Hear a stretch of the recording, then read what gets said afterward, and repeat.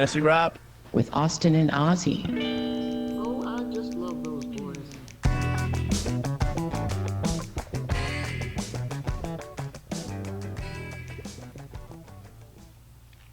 Hey everyone, this is Fantasy Rap, and I'm your host Ozzy. And I'm your co-host Austin. You can find us on fantasyrap.com. That is fantasywrap.com. Yeah. Hey everybody, welcome to week 17 of the NFL season. We've got Sutton with us. Hi Sutton. Hi. How are you? Good. Good. Did you watch the game last night? Yeah. Did ya? It was a good one, wasn't it? Actually, it was pretty boring. Yeah. It was 6-3.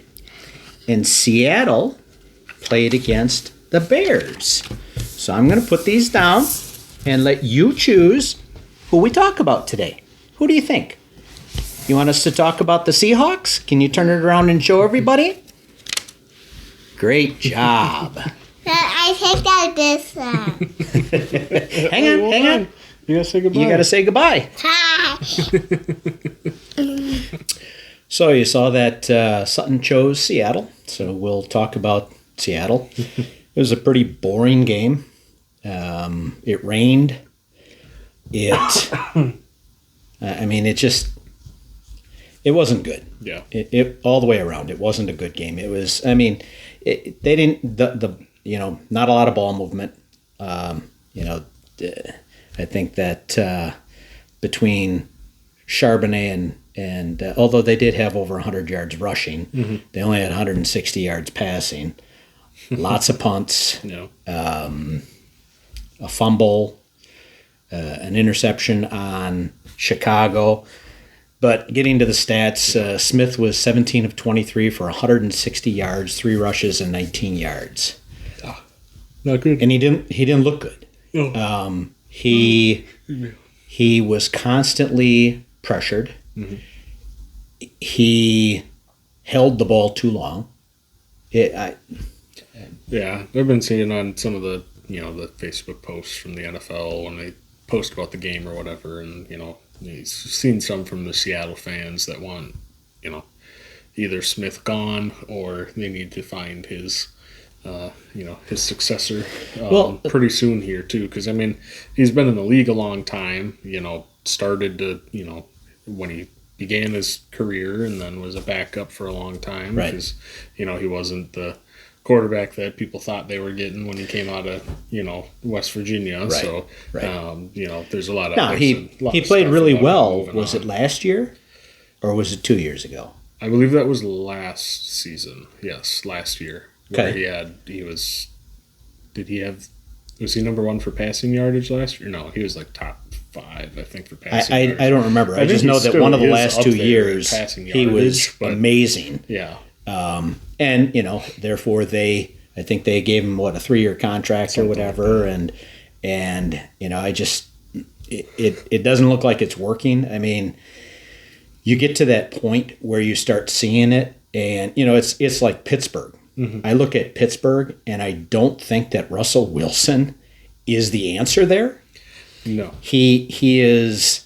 In my mind, he's been making bad reads, bad decision making. Turning the ball over a lot. I said to my buddy from Illinois, I said, wouldn't you play Justin Fields? I said, maybe they're not playing Justin Fields because they don't want to take the chance of, turning that into a higher draft pick back to Chicago, whatever it is. And then I read a report this morning that they're really interested in extending Russ. And I think to myself, why?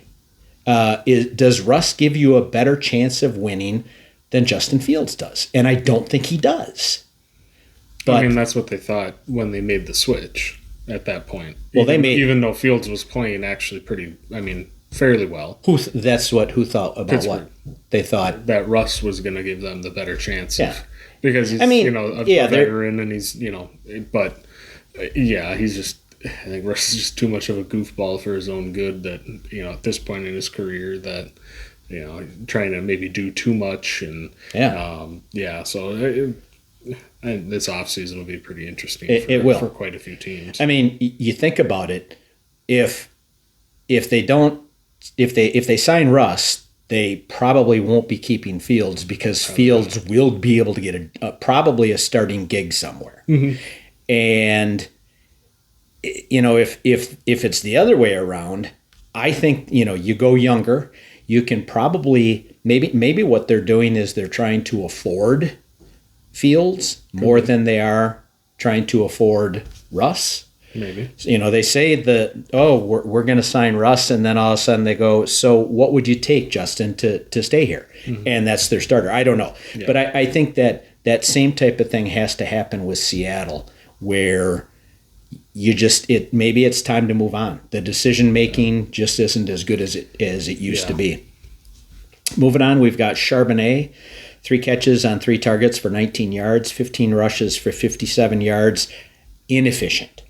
He had a couple of nice runs, but he got stopped for negative yardage on a couple of them, and so they were switching him and McIntosh. McIntosh had no targets, but he had 7 rushes for 46 yards. Way more efficient. Broke off a couple of decent sized runs. He looked better than Charbonnet. Yeah, I mean, Charbonnet, like that kind of performance. I didn't watch any of the game last night because we had, long day of driving back from my grandparents, with a 1-year-old and a 3-year-old in the car and packed car. So easy peasy. Yeah. And the 1-year-old, both of them didn't sleep very well in the hotel. So so long day yesterday. Britt and I actually, we cleaned up a little bit, and then we both read our books for a little while and then passed out. Yeah. So pretty quiet evening. But, with Charbonnet, the inefficiency, we've seen it, prior to, last night, where when Walker was there, he was just, plodding running back. They'd bring him in and he'd get 3 carries for 3 yards, or 5 yards, Walker was the big home run hitter, electric guy, which they put Walker on IR. That's why McIntosh was getting some run. But then you had, what was that, 2 weeks ago, Charbonnet had that absolute monster week where he looked explosive and was making cuts and, was a lot more dynamic. Right. The weather probably played into it last night. I mean, I don't want to make it sound like he was just horrible because he still had 3+ yards per carry. Yep.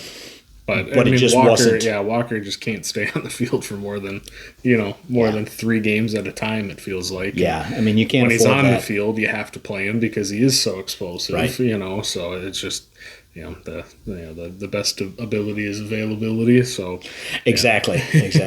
Moving on, we've got and I didn't put many receivers because he only had 160 yards. Yep. And, he spread it out a little bit, and there were 3 catches here and 4 catches there and 2 catches here and 1 catch there. Noah Fant was 4 of 5 for 43 yards.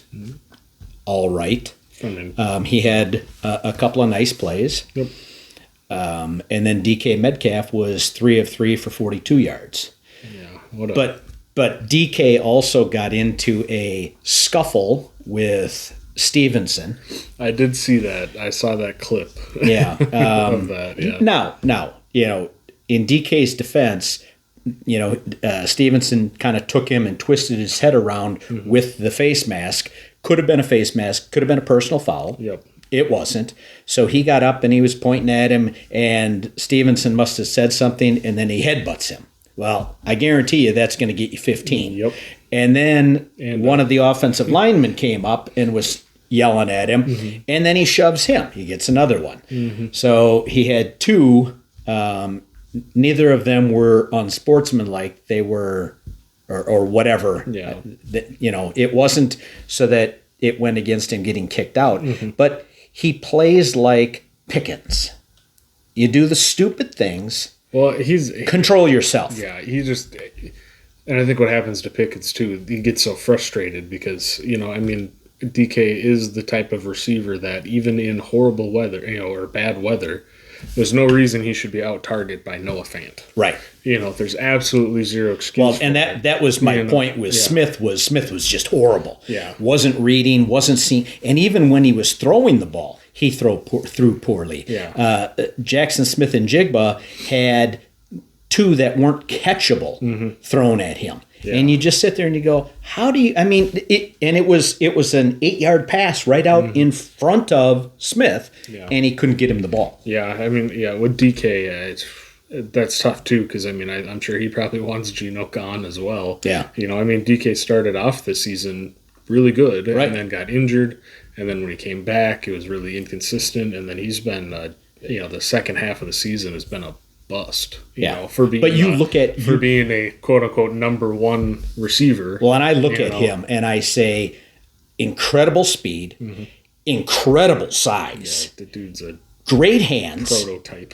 great power. Yeah. I mean, he is should be the type of guy dominating. you'd love to have a good quarterback throwing to. Yeah, because I mean, with what he can do, you swap him out, put him on, put him on the Bengals. Take Jamar Chase. Can he do Jamar Chase stuff? Not to that extent, but Metcalf would easily have probably 1,300 yards and 8 or 9, maybe even 10 touchdowns. Yeah. Well, Jamar's up to what, like 16 or something. So Yeah. I mean, you could even go higher with DK because of his size. Right. I mean, you put him on any other, a team with a more competent quarterback than Geno Smith, and DK is one of the top 3 receivers in the league. And part of that could be blocking too. I mean, I don't want to blame it all on. I mean, it's kind of like how is Caleb Williams? Well, Caleb Williams would look a lot more competent if he hadn't have been sacked 65 times so far this year. Yeah. I mean, that'll kill you. Literally, I mean, over time, it's like Daniel Jones a couple years ago when he was the most sacked. Well, look at Andrew Luck. Andrew Luck took a lot of sacks, and I mean, he was a big guy too, so it was hard to get him down. So defenders were really able to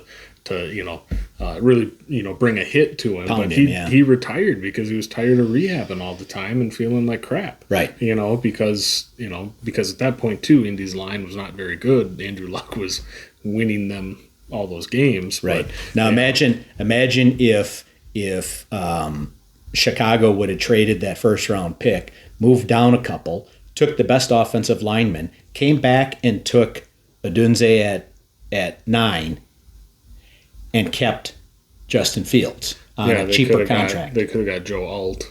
Yeah. The guy out of Notre Dame Right. he's missed a couple games, I think. He's been banged up, but when he's in, Herbert doesn't have to worry about that Right. side of the line. And that's what I was getting at was, you would have come away with great draft capital by trading that number 1 draft pick capital, and keeping Justin Fields. Now, and I'm not saying that Caleb Williams won't be a good quarterback, but he won't be a good quarterback if you don't have an offensive line. Yeah. If you're asking of him to go out and play Superman every week, run for your life, make that crazy, like he had that, I saw the highlight, he had that touchdown that didn't count. Right. There's only a handful of people in the Yeah. world That's that an can make that otherworldly throw going to your left. Yeah. Adjusting the body, throwing back away from yourself, and throwing a dart It was on to the a guy rope. in the end zone. Yeah, it was on a rope. I mean, if that's what you're going to do as an organization, I mean, Yeah. if That's where my buddy Phil from if Illinois says, they have to get rid of team ownership because team ownership keeps on doing the same thing. They screw it up every single time they choose a GM and a coach, and it's just rinse repeat. Yeah, well, again, I've mentioned my coworker's a Bears fan. Yep. Him and I were talking the day before Christmas, and I was like, honestly, in the draft, because he's like, man, we're just horrible, and I'm like, well, you guys have the pieces, but the culture there is so bad because of the stink from Eberflus and the other. They got rid of their offensive coordinator too, I believe. So you still have that hanging around. I said, what sucks though is you have Caleb Williams, who in college, obviously they're like, this is one of the greatest, quarterback prospects since Trevor Lawrence, 5 years prior or whatever. Trevor Lawrence is really stinking it up too. Well, that's also an organizational thing, in my Yep. opinion. But I said, a lot of them are. yeah, I said, you guys got what seems to be a generational talent, But if you're not careful, you're going to ruin him like you did the last 10 quarterbacks. Since Jay Cutler, really. And Jay Cutler, I've never seen anybody look so unhappy playing football. How about since Jim McMahon? That too. Do you even know who that is? Because you weren't around for the 85 Bears. No, but you still hear about them. Don't worry, they'll tell you about them. But I said, Sid Luckman. Yeah, I know that name too. I said, what sucks is you've got yourself in this position where you have all of these pieces, but you do not have the basic foundation to allow these pieces to be as good as they can be. But you're also in a position where you can't take the time to do a 3 to 5 year, what I think is a necessary 3 to 5 year, strip it to the studs and rebuild.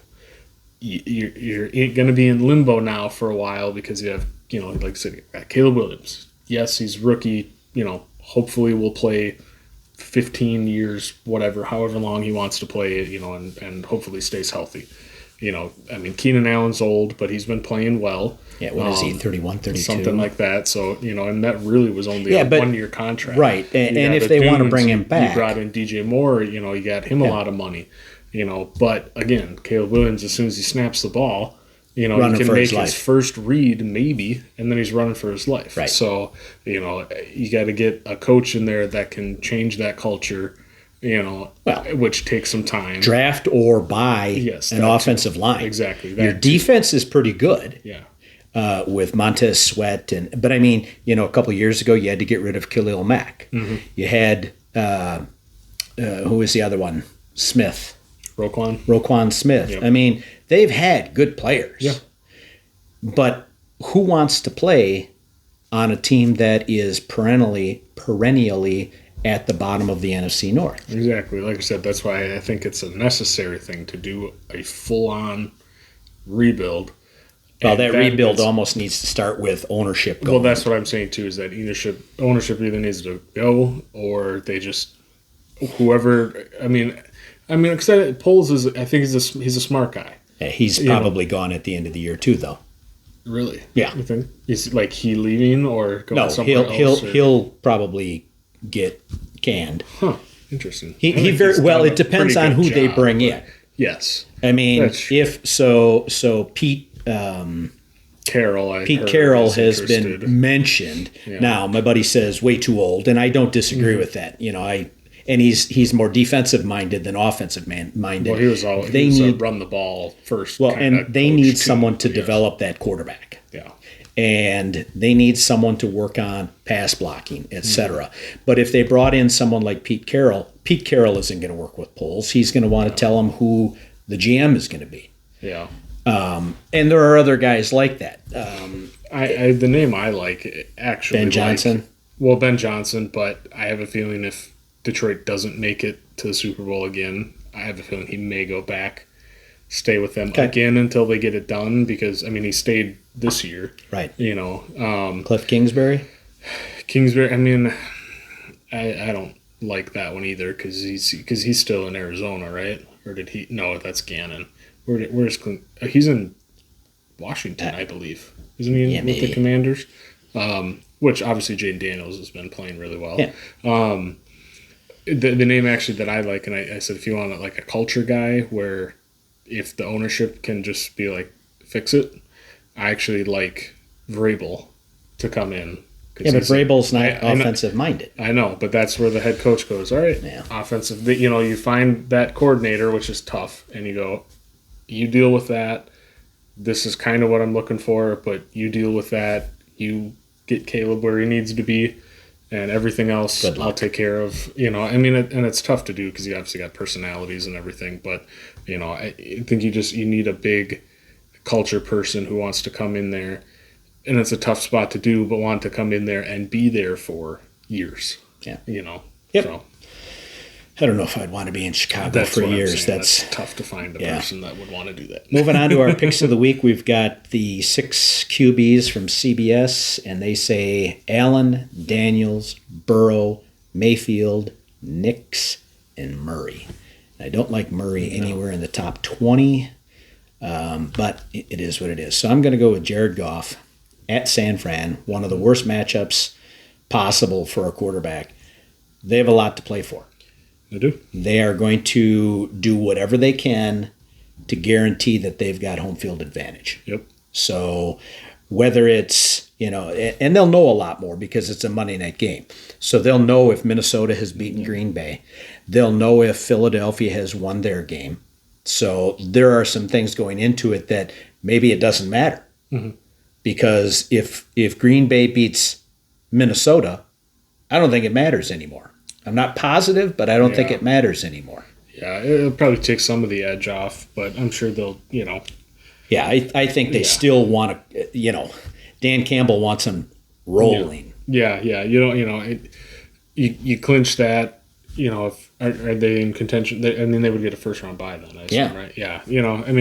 I don't know if Campbell's the kind of guy that wants them sitting around for essentially 2 weeks, though, too, right. Or even. One of the problems that the Packers have had in the past is, you start resting your main players and they look rusty when they come back for the playoffs. Yeah. So, I could even see next week, even if they have it all locked up in week playing 18, some of their. At least for like a half. Yeah, because they're still off for another 2 weeks at that point. So if you rest them, they get a whole, almost a month off of, 3 weeks off, right? No. 2. 2? Okay. Yeah, there would be that first round, and then they'd play. Gotcha. So so 2 weeks off, of not playing, doing practice and stuff, but, NFL practices these days seem like they're not really that hard anymore in season, so. Yep.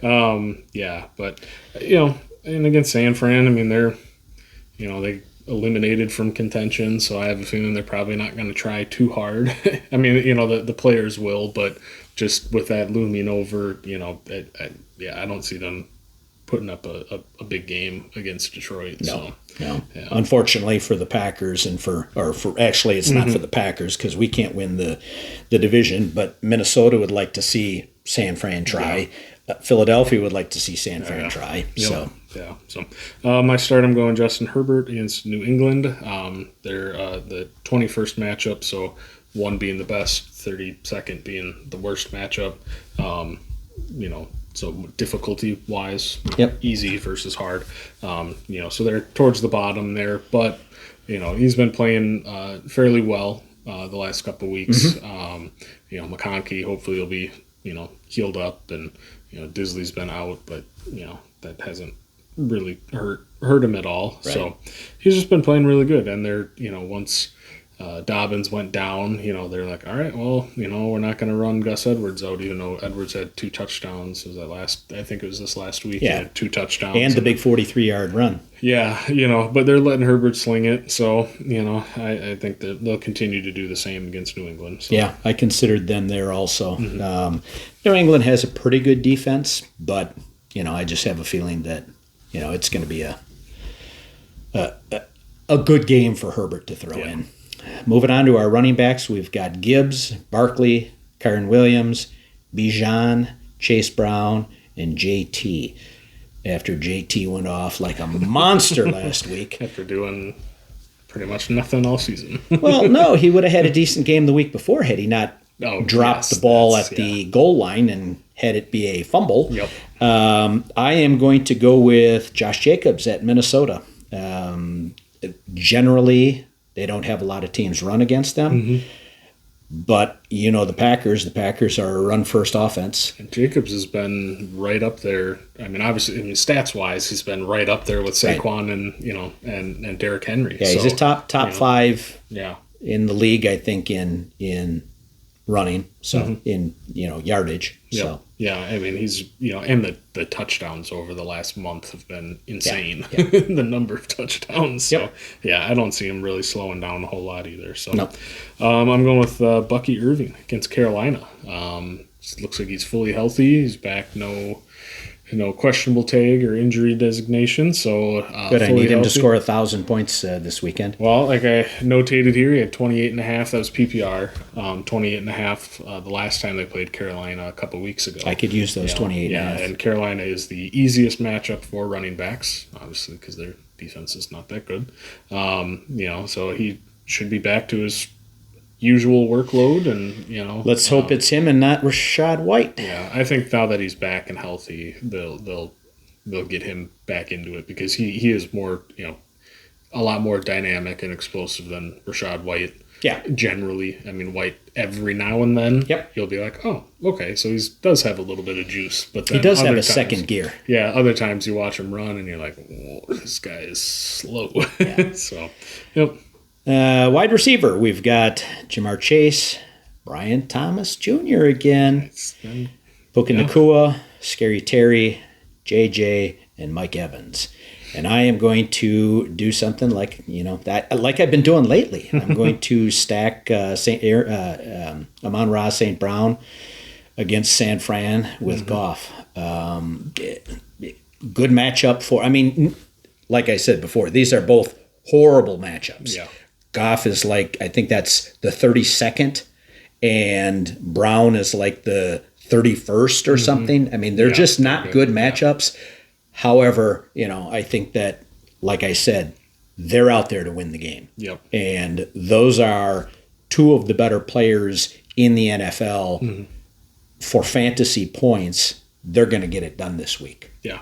Yep. Yeah, I agree. St. Brown's been, he's had a couple low games, but other than that, it's so good for fantasy this year yet again. So, again, a guy he's good, but he's one of those guys you just don't really ever talk about or hear a whole lot about because he stays fairly quiet, It's interesting because at the time, so going back to our draft, and I had the 12th pick, something like that, and it was either JJ or St. Brown. Who would you take? Is this standard PPR? Standard. 32-year league. 16 teams. I went JJ. Yeah, I would go Justin. And my buddy was standard. like, you went JJ over Amon-Ra? And I said, gonna have a better year. And I think he is. It's close. Yeah, they're both right pretty there. close, yeah. They're both top 5. Yeah. So. Yeah, I mean, with Brian Thomas. So I like these rankings because you got Thomas at second in the Dynasty League where, I mean, it still really doesn't matter if I win because I'm not in playoffs. It's more for seeding, but I actually swapped out Brian Thomas for Mike Evans. So you don't swapped have Evans out for okay. Thomas. Yes, my bad. Yes, that's what Yeah, I've got Thomas playing. yeah. I mean, he's been on an absolute tear lately. Yeah. So I'm gonna teammate stack, I guess. Going Jalen McMillan against Carolina. 3 touchdowns in the last 3 weeks. With the 3 weeks ago was the 2 touchdown game, and he's scored since, and he's been getting a lot more targets. He's finally getting a little more involved. Those rookie receivers that aren't the big names guys, right, tend to ramp it up the second half of the season towards the end, and then maybe next year if Godwin isn't quite fully back and healthy, McMillan, could have a hot start to next season too. So I also, I think that this was his contract year for Godwin. For what? Or Evans. No, for who? What'd you say first? Godwin. Yeah. I think it's Godwin's walk year. So. Oh yeah, it is. That's right. Because that was the big thing after the injury happened was, what do you do if you're the Bucks? Right.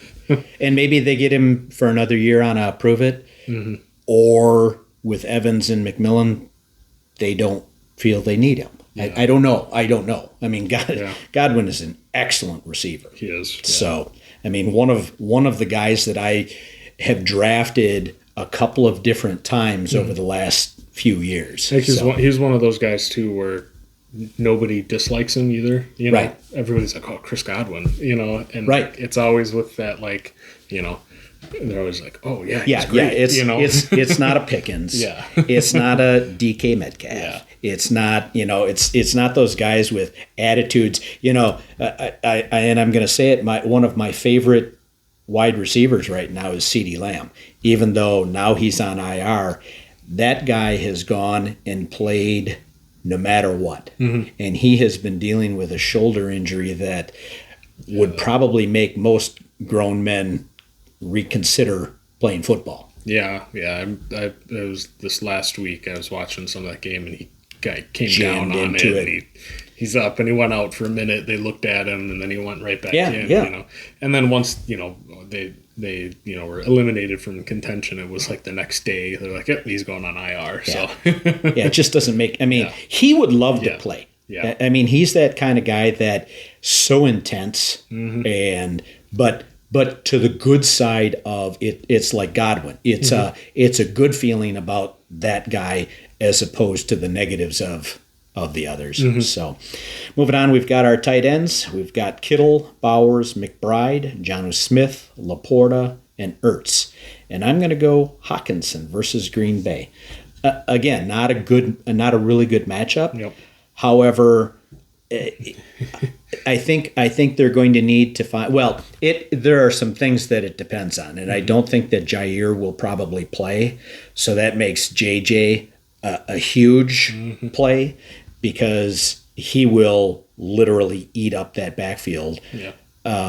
Unless they double with Xavier on him.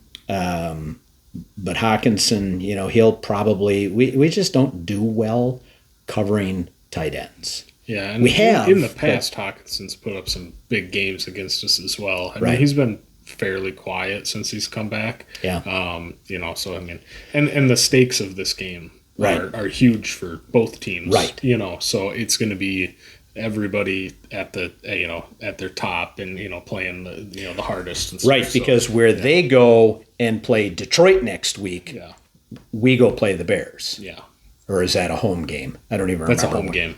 Yeah, Home game. Yeah, 'cause So Nick and BJ are both not together. They're going separate with other people, but they're both going to that game. Gotcha.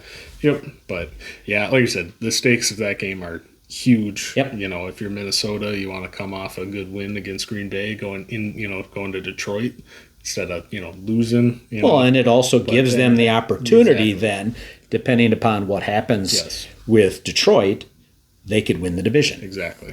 And they certainly don't want to go to, although the 4 and 5 seed, the 5 and 6 seeds, are much better than the 7 seed. Yeah.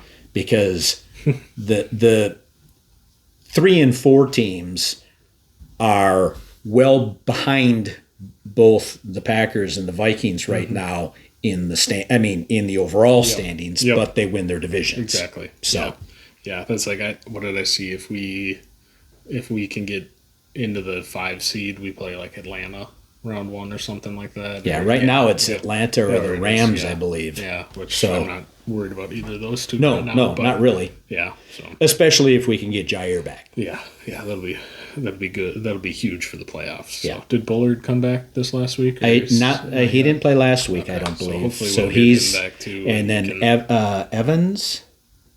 No, Evan. Washburn. No, Was he? No. Evan. I can't remember his last name. Safety Evan Williams. Yes. So yeah, he had something been with the injured W. also. Gotcha. Yeah. So hopefully some big pieces coming back for a Right. playoff push. So, my tight end start of the week. There really was not any good matchups for anybody outside of the top 6. Well, and even some of those aren't great matchups Yeah. necessarily. Yeah. And the tight end position has been such a cluster. I mean, it's a complete crapshoot. Yeah. Any given weekend, who's going to be the top player? Yep. So So I'm going with a guy I'm going with Chigakonkwo. He's the last 2-3 weeks has actually been getting more than his normal 2 targets. I think he's scored once in the last 2 weeks. He had that big monster. Was that 2 weeks ago? He had that big, huge one, or was that? I even don't the remember week if it was last week or 2 weeks ago. Yeah, he had that one. There- where he just there have broke been- one up the seam. There have been so many games over the. I mean, granted, you always have so many games, but they've been on so many different days. I mean, Yeah. like Wednesday, Yeah. a couple games on Wednesday, then Thursday, then 2 on Saturday, and then Yeah. I mean, it's like which week are we talking about? It's so hard to remember which game was when. Yeah, it is. So yeah, kind of cool. Like I said, he's been getting more involved, and that is due in part of the benching of Will Levis. Right. I mean, you can see it in the stat sheet. Okonkwo with 1 target, 2 targets. All of a sudden, it's Mason Rudolph, I believe, and he had 8 the week before. Had like 9 last week, and he was, he had like 80 yards or something last week like that. So like he's getting more involved, and he's a guy too that is, getting misused by the team because he's actually a pretty athletic tight. He's not just a blocking tight end. He can make a move and Right. make some guys miss and stuff. So I think he's been getting misused. But Mason Rudolph is, like we've talked about, is okay with checking the ball down and not just trying to, when you have an arm like Will Levis, you want to make that crazy throw, and I think that plays into why Levis got benched. But, so Rudolph's, he's been in the league a little longer, he had the year, or a half year starting for the Steelers, and he's been around, so he's, at this point, he's a veteran, so I think the game's a little slower for him than it is for Levis at this point. So, I think, and against Jacksonville, that could end up being a really bad, ugly game. But again, if Okonkwo gets, even 6 targets, he could turn it into 60, 70 yards. Right. So, easily, yeah.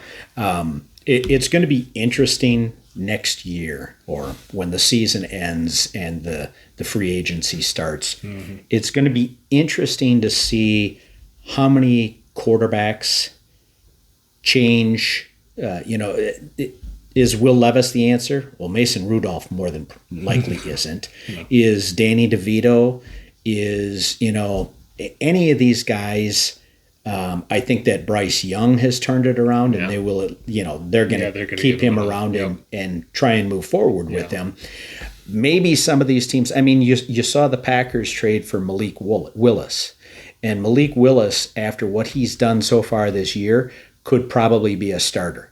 And maybe the Packers go out and see if they can get a first-round pick for him, or maybe a high second. Mm-hmm. If they can, maybe they trade him because there's one more year left on his rookie contract.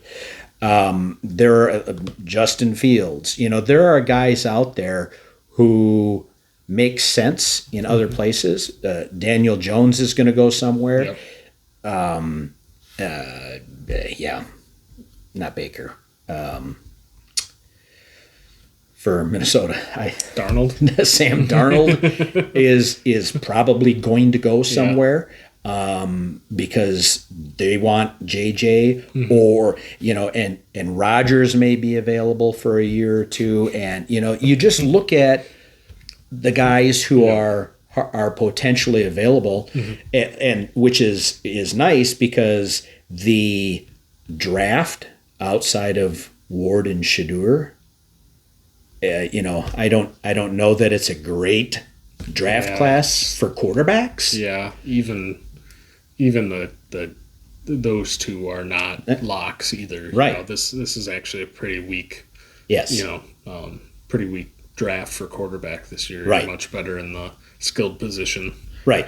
So I mean, it's going to be really interesting to see what happens with these guys. Mm-hmm.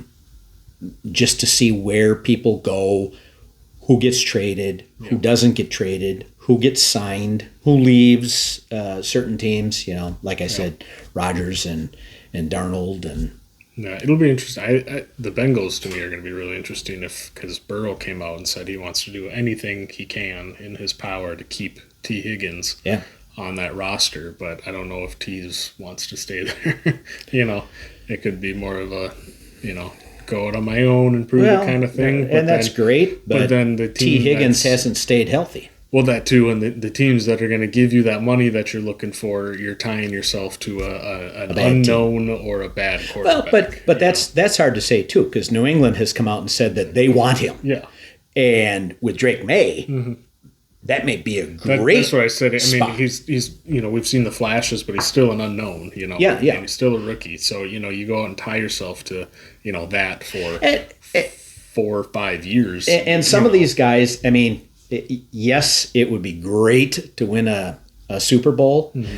but the chances are that 90% of these guys may never win a Super Bowl. Yeah. And if that's the case, make as much money as you can. I agree. The people that have said, well, you guys had Aaron Rodgers for 17 years or whatever it was, and you won one Super Bowl with him. Mm-hmm. And I say, You know, I would rather have what we've had and continue to build the way we build and not necessarily win a Super Bowl every year. Yeah, Kansas City is kind of, you know, a different model than most of the teams. They, you know, I don't even know how to explain it because as much as I think they're a really good team, I think they're also a really lucky team. They are. They are. I mean, I saw a thing, and I'd have to double check if it's true. I saw a thing online that said it was like teams that have not scored over 30 points in a single game. And the top was the Chiefs at 14 and 1. And the next one 2 and 13, 3 and 12. Yeah.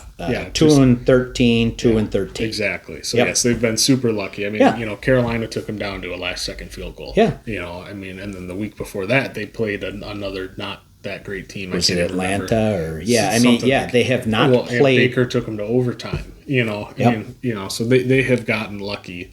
You know, and people are sick of it, but I mean, I know I am. Mainly because, you know, you think about the teams that really, really, really play well. I mean, it's kind of like Minnesota a couple of years ago, not last year, but the year before, when they won all of those close games. Yes. And we're the best team. No, you were shown that you're not a very good team. Yeah, that was the year before that when they won all of those close games. No, I'm saying. That year before that, they lost all of those games. Last year, same thing happened. Yeah. They were losing all of those close games. And it's, you know, I look at teams that control, like a Detroit. Detroit right now is... They usually win big. You know, they go out and so many of and they've got the skilled players to do it, and they've got, you know, head coach that, you know, all of the stuff that works for them. I don't know. I look at those teams. I mean, San Francisco generally, because of the way they're run, they don't need. I mean, they've got some skilled players, but then they throw in a Brock Purdy, if you just looked at Brock Purdy on a regular team, he may not be a very good quarterback. Yeah. But in that Shanahan system and the guys that they've got around him, he works perfectly. Yep. But then you go out and you have a CMC, you have a Debo. Yep. You've got Kittle and who's the guy? Ayuk. That got hurt, yeah. You've got some great players, and the same thing on defense with Greenlaw and you know, all of those guys that make the whole team good. And you take the last pick in the draft from 3 years ago, and you turn him into a very usable, functional quarterback. Does he have the strongest arm? No. Does he have the best reads? He actually is pretty good at reading but he's not I don't even know if he's going to make the kind of money that a Patrick Mahomes makes. No.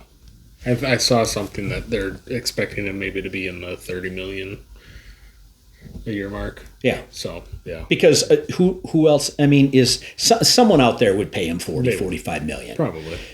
But he would be he may end up like Kirk Cousins, where just because you give him the money doesn't mean that you're going to stick with him, because he's not going to live up to the potential that you thought you saw in him. Just because he can run the San Fran offense doesn't mean he can run another offense.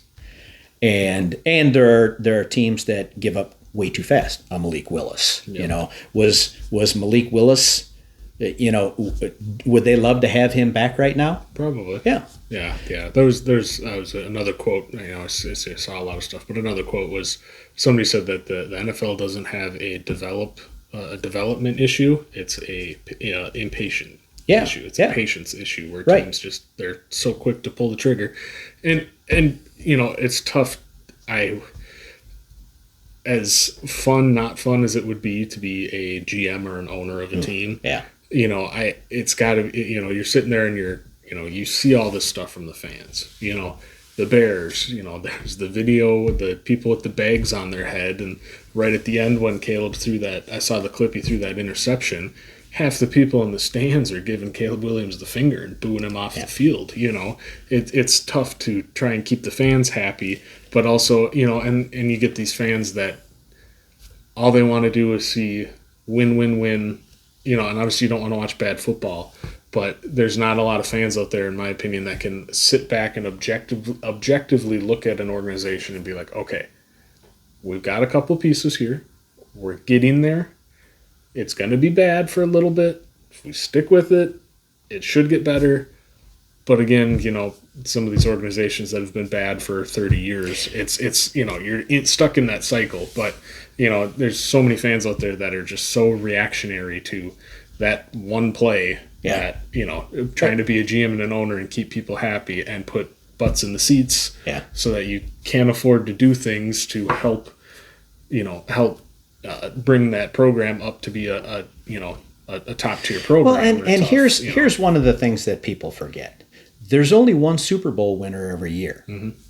And so if every team won the Super Bowl in a 32-year span, mm-hmm. that's how long it would take. It would take 32 years for your team to win a Super Bowl. Mm-hmm. So to have expectations that your team is somehow magically going to win more than one in 32 years, it's kind of like, yes, it happens. Yes. Kansas City has, they're winning the majority of them mm-hmm. lately. Yep. New England did for a while. It's the way things go, and there are going to be teams that won't make it. Mm-hmm. You look at the Packers of the 70s and 80s. They were horrible. Yeah. They made the playoffs, I think, 2 or 3 times and never won a playoff game. So, and now they go to the playoffs almost every year. They win the NFC North almost every single year. Yes, some of the other teams are finally figuring out mm-hmm. how to do that. Chicago needs to figure out how to do that also to stay competitive in the division. But it ebbs and flows. The Packers won't be great forever. Mm-hmm. At some point, they won't. We've been lucky. We always get. We've made good decisions on quarterbacks. Yep. And it has allowed stability over 30 years. Mm-hmm. A lot of teams don't have that. Nope.